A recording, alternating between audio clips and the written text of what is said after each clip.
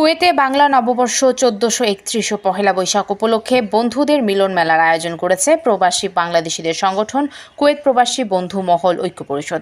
শুক্রবার 10 মে কুয়েতের মাহবুল্লাহ অঞ্চলের এক রিসোর্টে উৎসব মুখর পরিবেশে পহেলা বৈশাখ উদযাপন করা হয়। সংগঠনের সভাপতি AKM আবির আহমেদ বাবুর সভাপতিত্বে অনুষ্ঠানে প্রধান অতিথি হিসেবে উপস্থিত ছিলেন বাংলাদেশ প্রেস ক্লাব কুয়েত এর সহসভাপতি সাংবাদিক আল আমিন রানা। কুয়েত প্রবাসী বন্ধু মহল ঐক্য পরিষদের সাধারণ সম্পাদক মোহাম্মদ হানিফুর রহমানের সঞ্চালনায় এতে বক্তব্য রাখেন মোহাম্মদ আলী হোসেন, মোহাম্মদ কামাল, জাভেদ, আলাউদ্দিন, সৌদি প্রবাসী ফারুক, মোহাম্মদ আমিন, দেলোয়ার সহ অতিথিবৃন্দ। মনোমুগ্ধকর বাংলার ঐতিহ্যবাহী সংস্কৃতির মধ্যে নৃত্য, জারি, শাড়ি, ভাটিয়ালি, বাউল গান, লালন গীত উৎসবে মেতে ওঠেন প্রবাসীরা। প্রধান অতিথির বক্তব্যে সাংবাদিক আল আমিন রানা বলেন, বিদেশের মাটিতে বাংলাদেশের গৌরব সমুন্নত রাখতে হবে।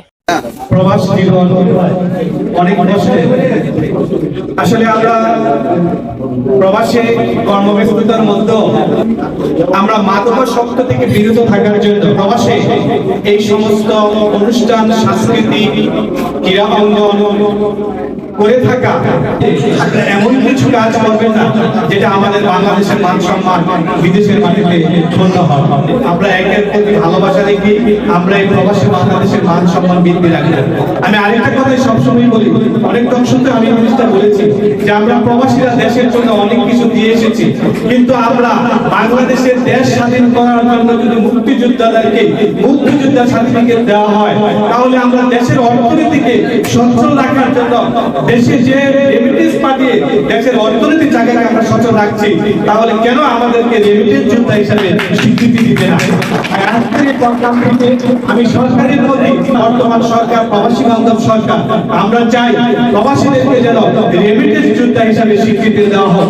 তাহলে আমরা প্রবাসীরা এই যে 30 বছর 40 বছর অর্থ প্রেরণ করে দেশের অর্থনীতিকে দেশ যখন বেহালে চলে যায়, তখন একমাত্র কিন্তু প্রবাসীদের রেমিটেন্সই কিন্তু দেশের অর্থনীতি টাকা উন্নত থেকে উন্নত দিকে যায়। তাই আমরা চাই প্রবাসীদেরকে রেমিটেন্স যোদ্ধা হিসেবে স্বীকৃতি দিয়ে আমাদেরকে এই অর্থ আমাদের শরীরের ঘাম, আমাদের রক্ত দিয়ে যে গ্রাম পরিশোধ করেছি সেটা আমাদের সফল হবে। কুয়েত প্রতিনিধি রবিউল হকের পাঠানো তথ্যচিত্রে PIB 71 TV।